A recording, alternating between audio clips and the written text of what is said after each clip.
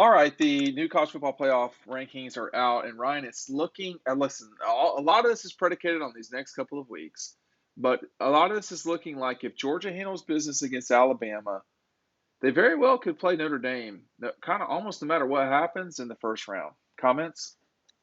No, that it's definitely shaking out where that's a huge possibility because they've climbed the rankings. They're climbing the ladder up to 6 now. Mm-hmm. Um, Stuff can still happen between Michigan and Ohio State, so it's not set yet. And Georgia could lose to Alabama, but if Georgia wins out, Notre Dame's a possibility. Cincinnati's a possibility. Michigan could be a possibility. I mean, the Big 12 champion maybe could climb that way up. I think that's more of a long shot. I think the You got problem Baylor at is, 8, Oklahoma State at 7. I mean, the problem is at some point that Notre Dame, they're not going to lose. They play one other game and that's it. So it's just kind of I don't know. It seems pretty clear to me that, and we will totally actually. I think we will totally know when Georgia steps off the field against Alabama. We'll know what the playoff is at that point. We're not going to be waiting on anything, Harley, because Georgia and Bama are 1-3. Well, I say that I don't. Is the Big Ten game at night? Because I that think it could, usually is. Yeah, yeah. I think it usually But is. That could change things. you'll know who your one is. You'll probably know who your three is or your two. If Georgia loses that game, then you're going to have Georgia and Bama both in, and the winner of the Big Ten championship game, and probably Cincinnati, and that's it. So it's a touch tricky right now in terms of everything after Georgia. Because I think Georgia's the only one that's in for sure, correct? I mean, none of these other teams can lose. Cincinnati can't Yeah, lose. Notre Dame can't lose. it can. I mean, if Bama does beat Georgia, I think they would play Cincinnati, If what now? Say it again. right? If Bama beats Georgia, would it shake out to where? No, they probably still play. It depends on what happens with Ohio State. There's a lot of different scenarios still. Well, Ohio State could become the one all of a sudden, and then Georgia drop to the four. I mean, there are some things that can kind of move What I around. don't think is going to happen is that they would have them play Alabama twice in a row No, if they if won't that do shakes that. out. So they'll That they'll move it around to where they have to do it. yeah. But as it And stands, what's 4.5 point favorite Georgia is at the moment? 4.5, yeah, and then that Big Ten championship game's at 8, so there will be some drama. I mean, there's a scenario where the Big Ten doesn't get in. I mean, if the West wins that game, they're not going to send Ohio State or Michigan. They're both going to have. They would in that scenario both have two losses. I just don't know. I think there's still a lot of drama to be had towards the end there because you still could get a Big 12 champion to slip in there for if enough chaos happens. You could get Cincinnati and Notre Dame. There's, I think it looks like besides Ole Miss, is the whole top 10 still alive? Yeah. Maybe in a roundabout way. I mean, I don't think I am skeptical that the Of Big Oklahoma. well that the Big 12 can get in at that's gonna that's gonna happen. But you're looking at I wish should probably say this. Georgia's your one, Ohio State 2, Bama 3, Cincinnati 4, Michigan 5, Notre Dame 6. I think those guys are all in complete prime position. Your 7 is Oklahoma State, Baylor, and then Mississippi. Mississippi cannot get in. I don't think Baylor can get in. Oklahoma and Oklahoma State still can. The problem is there's a logjam in front of them, and there's just no real easy way to muscle your way into that. I mean, I think Oklahoma State is essentially playing for a berth in the Sugar Bowl. And we haven't even discussed because to this point we thought that it wasn't going to happen, but I don't think it's completely impossible that if, say, Georgia barely beats Alabama, if Alabama sticks around, but they would have to put them at 4.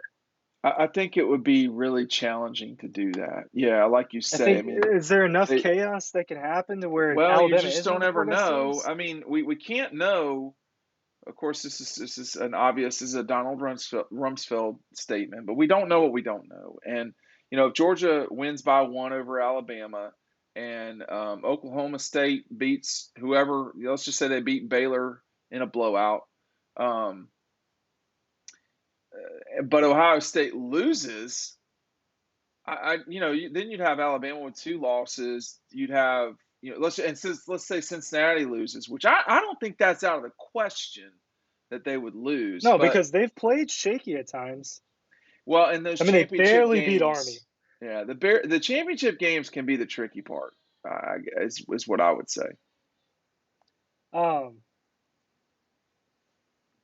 it looks like, I mean, because Georgia's not going to lose Georgia Tech. It's just not going No, to happen. I don't think that's going to happen. So no right now, it scenario. looks like the only certain thing is that Georgia's in. Well, Mark Weiser wrote a piece in the Athens Banner Herald this week, correctly pointing out that the biggest game Georgia has left on its schedule is Georgia Tech. Now, that's being a little bit, presumptive that they would get in, but I think everybody thinks they will. I don't know why they wouldn't get in. I mean, they don't release point totals for how far Georgia is in front of at this point Ohio State, but you got to think that they'd be a little bit in front of them or a little bit to a lot. I think in addition, I think Georgia could be a very different team in the playoff. This offense, which is the number 7 offense in the country, it's looking like George Pickens is going to play this season at some stage. He was going with the 2s and the 3s Tuesday, Kirby says. I mean, you saw him Monday. I don't know, man. I I don't think think he's it's going to play. It's just a matter of which game. And I think it's going to be the SEC championship. I think that's when they roll him out there. If I had to guess. But then he's got another, what, 3 weeks after that? A little bit more than 3 weeks a solid between three the SEC weeks. championship Yeah. and New Year's Eve. I I would be surprised if he doesn't get thrown in there in that semifinal game. It's almost 4 full weeks. 1, 2, 3. It's 3 weeks and 6 days. I mean, it would be a full. You could have a Yeah, serious that's injury a serious injury. You could have a. I don't know. I don't want to say. I was going to say MCL. You could have what would keep you out for a bit of time, like Kendall Milton.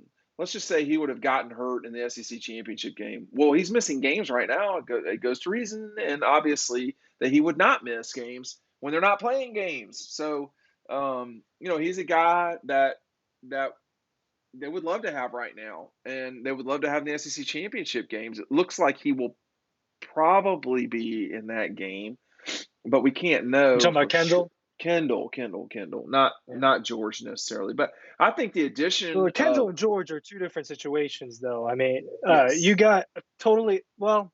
I mean, the receiver they're room is loaded too, but you got a running back room that's very flexible with guys that can do it the all the when you put it receivers all need their together. the receivers need their best receiver. They need their best Yeah, I mean, receiver but we're out there. talking about an NFL receiver. We're talking about a top 5 college football receiver in Yeah, George Pickens, and arguably one when he's healthy. So he's he's a hard to game deal with. changer. And You can he's just hard to throw him the guard. ball. You can just throw him the ball if they're playing off of him, and He will he'll make snag that thing. he Yeah. he he. I he mean, Go watch that Baylor game that he played in. I mean, that was an amazing performance by him. He leapt over a guy. He jumped over a guy. That was crazy, man. I can't put yeah, it on the it's screen. I want to, but I can't put it on the screen. I would show you that the guy made an amazing leap that Dylan Weber got. I mean, we all three got the shot that night, but man, I tell you what, George Pickens is something else. yeah, he's a game changer. He's a game changer. They want him back. I think he makes a difference when he's out there, even if he's just a decoy. Even if that for that first game he's just a little bit more of a decoy, like, oh my gosh, George Pickens is out there. We have to give a lot of attention to him. It doesn't hurt you to have him out there. I think it's a No, caution thing. If sure, it's anything, caution. Yeah, total caution at this point because just from when I watch him practice, dude looks ready.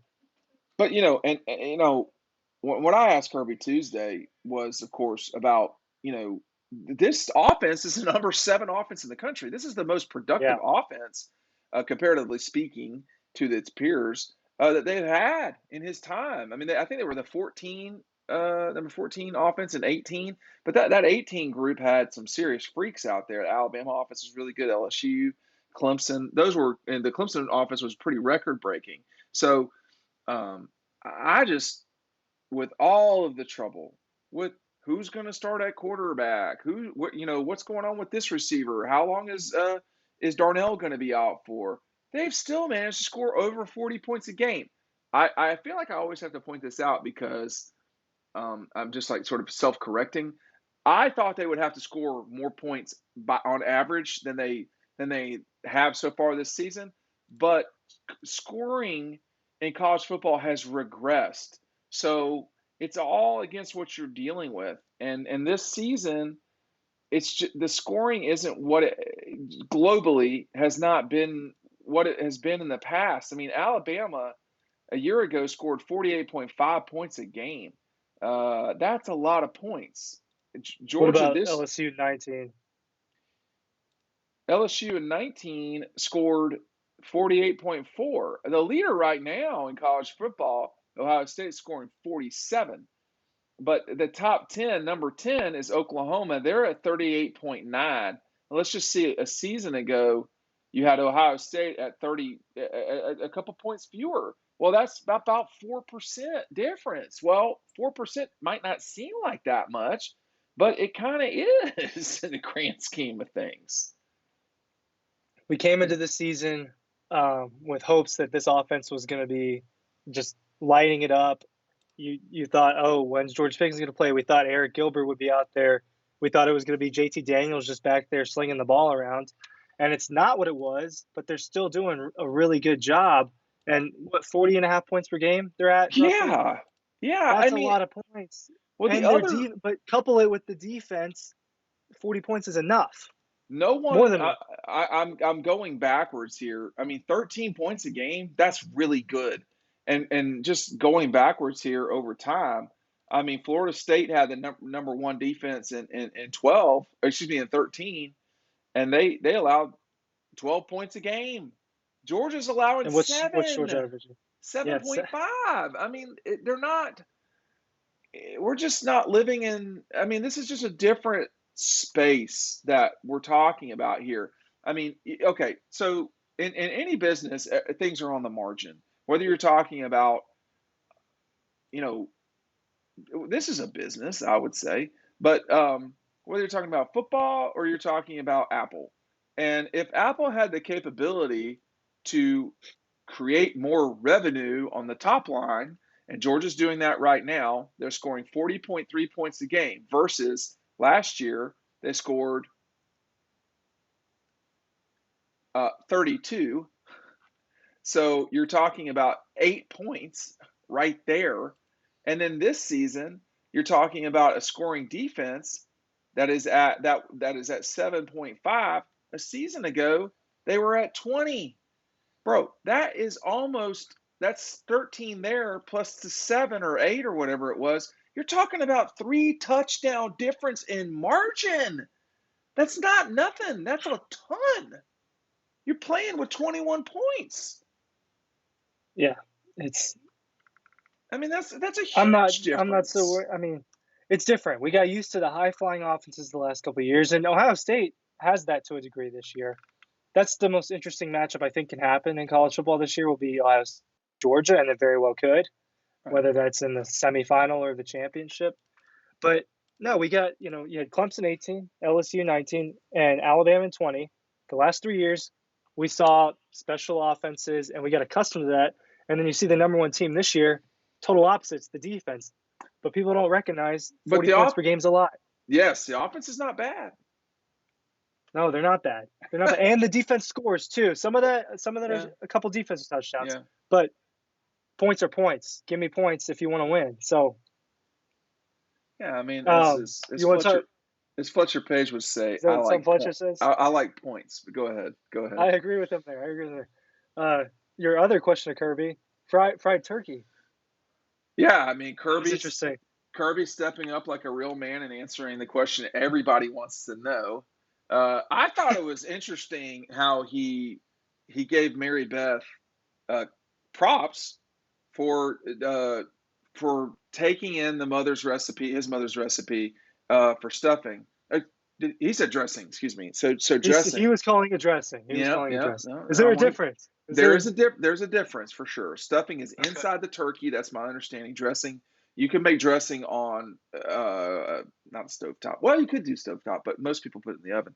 And he was given, former Georgia basketball, women's basketball star, Mary Beth Lysette, Mary Beth Smart now, props for taking that particular thing over because the grandparents want to play with the kids during Thanksgiving, man. And I wish they'd come play with mine right now. I can hear Alex screaming in the background. But I thought it was really awesome. We only get so many questions, right? I want to know what Yeah. Kirby's making, if anything, for for Thanksgiving because my wife says, "Well, what's he making?" I said, "Are you nuts? He's making the money. He's not making any food. That Yeah. guy that I guy's don't not think he's making making turkey. anything. No I shot." asked, we got a couple players too, and I asked Warren Erickson, offensive lineman, big dude's got to eat a lot, what his favorite side was, and he just rattled off a whole tier Um, list about all these sides. He was really into it, man. He and your he favorite he went side is hard. what's your favorite side again? Honestly, it's between three every single year. It just kind of depends on my mood, which one I want the most. But the one that my mom makes that not a lot of people make, we call it corn casserole. Yes, I really that like that. sounded It's really that sweet. It's good. a lot of people didn't watch. Hey, I could bring you a piece on A Friday. small portion. Well, that's true. Um, I could. that really sounded good. We're dealing with the congealed salads right now. I don't want any part Oh, of that. I don't want to say it too loud. I don't need my wife busting in here and like sort of beating me. But I he was in a pretty good mood on Tuesday night, and I thought it was. I thought it was. I think Chip asked him at the end about the option. Was that Chip? Oh, I think it was I Chip. don't think it Not was that no, it's Chip. I don't irrelevant. remember. It's irrelevant who asked him. But oh no, Chip asked him, does he watch to see the CFP stuff? Yes, But yes. But whoever someone asked did him, ask him about dealing with the option and and how I he mean, he's glad they don't have sometimes to. he can't help but tell the truth, man. That guy, he can't. He can't help but tell the truth. And there's no. I remember the let's see 18 game, I guess it was. And we get in there in the little area where we talk with Kirby, and he had talked with Paul Johnson for what I felt like was a little bit longer than I expected those two to talk pregame. And this was the second time Paul had, well, it was the second time they had played in Athens. And, Tech was totally overmatched and everything. So after the game, someone asked him about the option, and his answer was if you beat somebody enough, you don't have to deal with that anymore. I mean, he clearly already knew that Paul was leaving Tech, and so it's I wouldn't say it's fun, but it's always curious to see what he says that he knows ahead of us. Obviously, he knows about his program uh, ahead of us because he is in his program. But I thought that was a very telling thing. He knew that that was the last time, or he almost certainly knew that that was the last time that Paul Johnson would be playing Georgia. And I think it was that Monday that Tech and Paul parted ways. Paul Johnson was about as good a Tech coach as they've He was there for a had while. since Bobby Ross. I mean, the better one really was um, George O'Leary was a better coach, I think. But Paul won them the league. I mean, they went to an Orange Bowl. I mean, They there went to an was Orange Bowl against Mississippi State. there's a lot of success that Georgia Tech had under Paul Johnson, and for all of my family that are Tech people and all of their hair falling out about the option, it was successful for what Georgia Tech is. I can't fault Paul Johnson. I mean, he did a good job. It just there's expectations, Just Ryan, are going to be only so high at Georgia Tech. yeah, exactly. But losing to your rival over and over, it's not a good way to keep your job. No, but at Georgia Tech, losing to Georgia is not the end of the world. I'll be curious with not Jeff Collins this week. I do not think Georgia Tech will fire him, but they're not making progress. And losing to Georgia and Georgia being number one kind of doesn't help. But I think they're just not making progress, man. Like they needed to beat No, Clemson. I don't think this that a loss this Saturday should equal a firing. You know the situation they're treading into. It is the number one team in the country, and Tech has done a little bit better recruiting, haven't they? Am I wrong about that? No, you're right, but the style, when you go to a regular offense from an option-based offense, you should be better in terms of No, you recruiting. should. And I think they got, the quarterback is solid, I would say. Jeff Sims is not starting, but I think he was a high 3-star or a low 4-star guy. That's not horrible at all to have as your quarterback. So, um, I- it's not working. And it needs to work next year, or I do think not Jeff Collins is going to be gone. You That's think my next guess. year? I just don't know Well, how I you mean, can. maybe he's just a transition to the next thing. You know, maybe he's Well, just a transition, getting him out of the option. we're all transitions to the next guy. Okay, so Yeah, just ask your second wife. But was Kirby's transition. no, Kirby. The difference between Kirby Smart and James Franklin, the difference between Kirby Smart and Dan Mullen, the difference between Kirby and Gus Malzahn is that he is the right fit at his place. Dabo, I think, is the right still. We're going to see this weekend. Dabo, I think, is still the right fit for Clemson because he embodies what they are. I think Nick, obviously, at Alabama. I think to some degree Ryan Day at Ohio State. But you got to get the right fit. You got to get the right personality. The person has to understand your school, your institution. They don't have to be from there, but they have to have full buy-in from the athletic department. The next coach at Florida is not going to get that very easily, and he is going to have to convince the Gators to go. I think Lane would convince them, hey, it's time. We need to start doing what we got to do around here to win. I just don't know if Lane would stick around, number one. Number two, I don't know if Lane would be successful at Florida. He's only been successful in limited amount of time, and mainly at Ole Miss.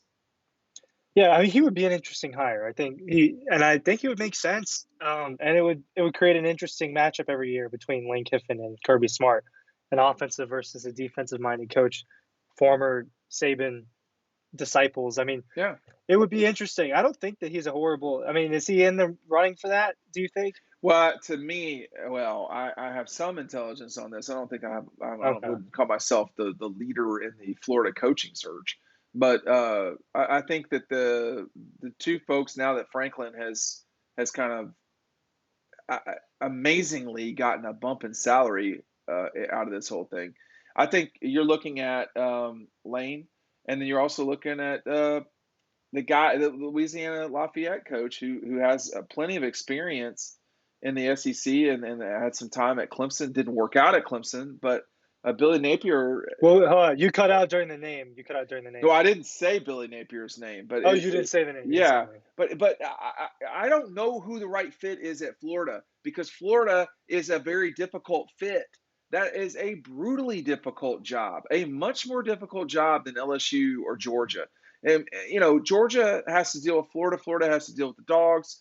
Everybody has to deal with Alabama. I get all that, but Florida, as an athletic association, a school, etc., they're going to need to get on board with winning in a big way. Why did Steve Spurrier leave? That makes no sense. He should have just left. Urban's he's just weird, okay, but he still left in a weird way. You got Jim McElwain. Well, I don't know what that was, and then now you see a guy not even 12 months from playing in the SEC championship game leaving the school. Something's not right down there. And I'm not hating. I'm not. I don't know what's going on down there. I can't quite figure it out. I don't think football is as important at Florida as it once was. Um, I don't know. I think that LSU is going to be committed to win in a big way, and we're going to see if they can do it. Yeah, well, I mean, they're gonna have to compete with LSU to get a good coach too, because that job's open, And, and and that you is and probably a USC little bit too. more of an attractive job. I think LSU is the more attractive job because of reasons that I can spiel off. I mean, everybody from Louisiana is from Louisiana. LSU is a huge deal in that state. You cannot really, I mean, the Gators are the biggest deal in Florida, but there's 20 million people and it's saturated. People like the Tampa Bay Lightning. The LSU, it's LSU and the Saints. That's it. So I mean, you can keep the Pelicans. So it's not the same. But, um, you know, Florida has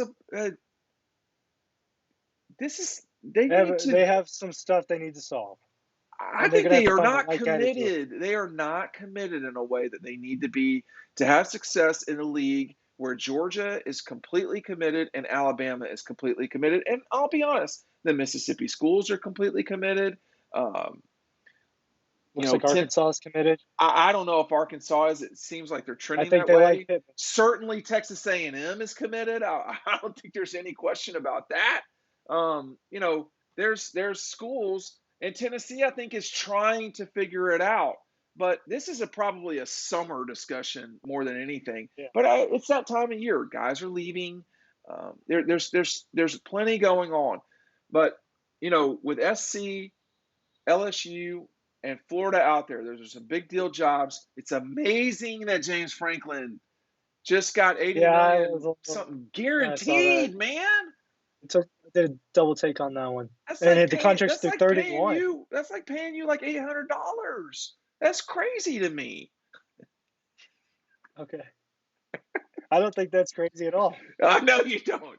I know you don't. But you're not I dealing with mean, the that Penn makes a lot of you're sense. not dealing hey, you're not dealing with the Penn State Board of Trustees here, okay? No, The that, that, two-legged that boy trustees. yeah, the Dean Legge Board of Trustees. Here's the vice president. Here's the secretary, and this guy here has become the chair. My daughter is knocking on the door to get back here and change everything for Christmas. So now I'm having to get off with you. But I think Chris. it was actually a very fascinating conversation about where these schools are and where they're going in a non-hateful way. I think LSU has got an opportunity if they pick the right person, and Billy Napier has been angling for that job for a while. It's going to be a curious thing. And then for the Gators, you know, Gus Malzahn was a really good fit at Auburn, and Gus Malzahn He had a lot was. of success at Auburn. They just got tired of him. The same thing just happened in Florida. The same thing just happened in Florida, and Gotta win. You gotta recruit. now apparently you have to win the national championship at Florida with a hand tied behind your back to some degree. Tough job. I don't think It it's as is a tough attractive as job. LSU or even USC No. maybe. Probably more attractive than SC, but it's a tougher situation than SC. So Yeah. these are all moving parts. All right, thanks for watching. Ryan's going to get to his Thanksgiving week festivities. We'll see you over on the website.